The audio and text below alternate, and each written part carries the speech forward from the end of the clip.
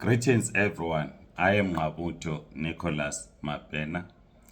I'm having challenges with my voice. It was bad in the morning at about 5, but I'm getting better. I hope you are able to hear me as we try to clarify this issue.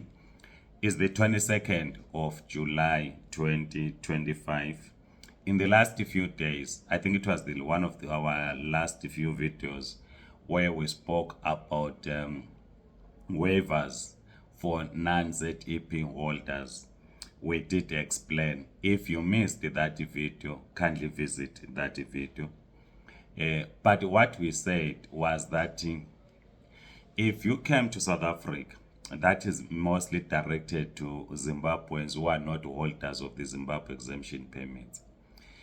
If you came to South Africa, you were given days at the border.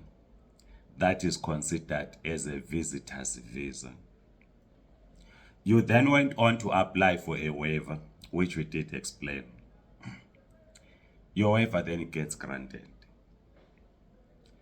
Because now you have a waiver, according to the waiver, it says we are cleared to apply for any of the mainstream visas. You then apply for any of the mainstream visas.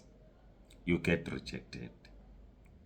So one person who's on a visitor's visa, that is the days given at the border, applied for a waiver. The waiver was granted.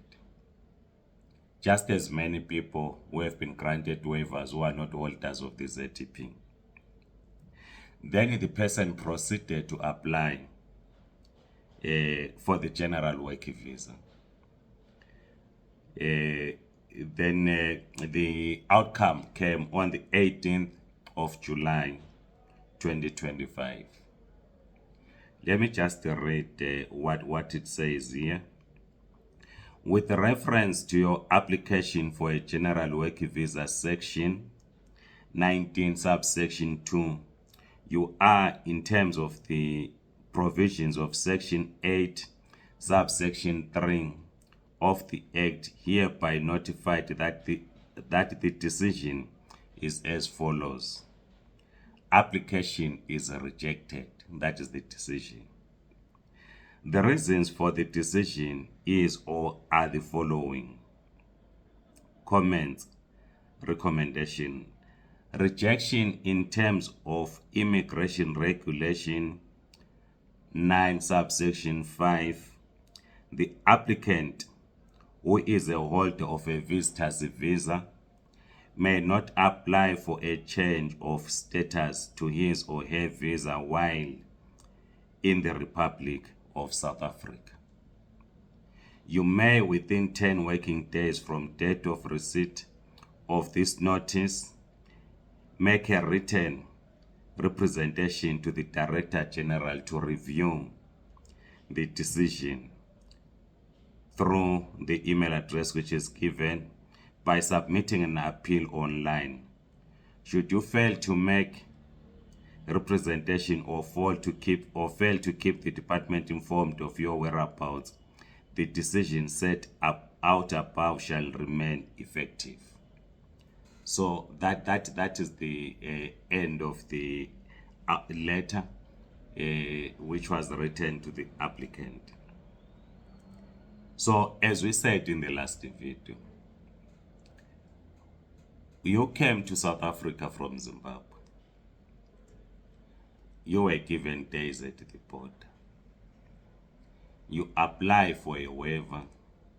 You have your waiver receipt, fine. They process, you get your waiver, which the waiver says we are cleared. Many people were then accusing us for misleading people. Because they will be contacting us, Comrade Mapena, I don't have a ZEP, can I apply for a waiver? We'll simply say waivers are for ZEP holders. Then they will say, no, but my friends that I work with, they applied for a waiver, they've got receipt. And we then say, we simply tell you what we know. But if you feel you want to pay 1,550 rands like your friends or your colleagues, you can go ahead. Our job is to tell you what is happening, right? You have applied. You are still waiting for the outcome of your waiver. This person's waiver outcome came out. Because the waiver came out positive, it was issued to the waiver that you can apply for a general work visa. If you are one of the people that are still waiting for a waiver, you would say, no, Mapena and his team, they were misleading us. Other people do not have ZEP.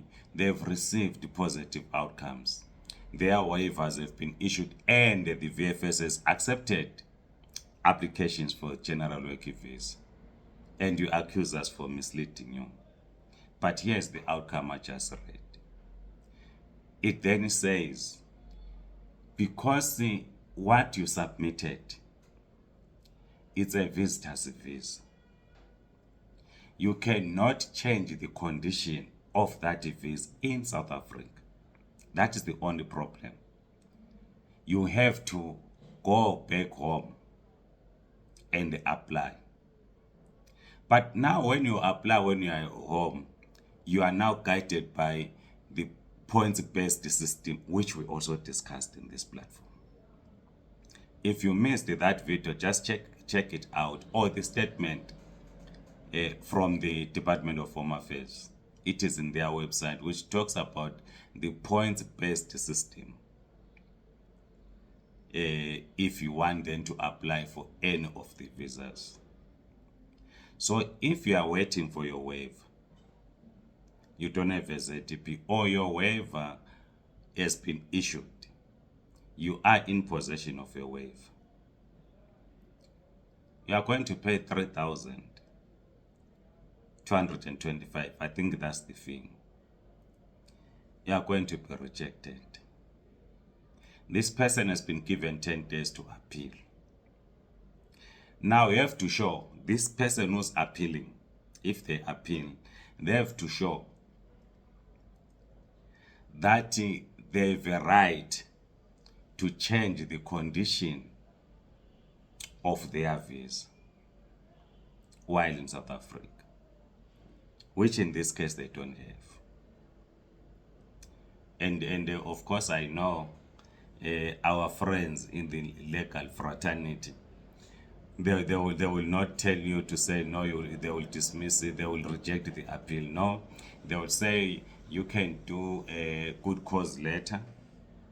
They will make you to do a good cause letter, produce some other documents, attach as part of the appeal, which again the appeal is going to be rejected. I'm not saying the person should not appeal. The person should appeal if they want to appeal. But I'm simple, based on experience, the chances are nil. But I can't say, even if I was a lawyer, of course, because I'm not a lawyer myself, but if I was a lawyer, I was supposed to say, no, we appeal. You pay the lawyer, it takes about another 6 months maybe to come out, but the final outcome is a rejection of your appeal, and that's the end of the road. Please write in the comment section, like this video, kindly subscribe to this YouTube channel. Otherwise, goodbye.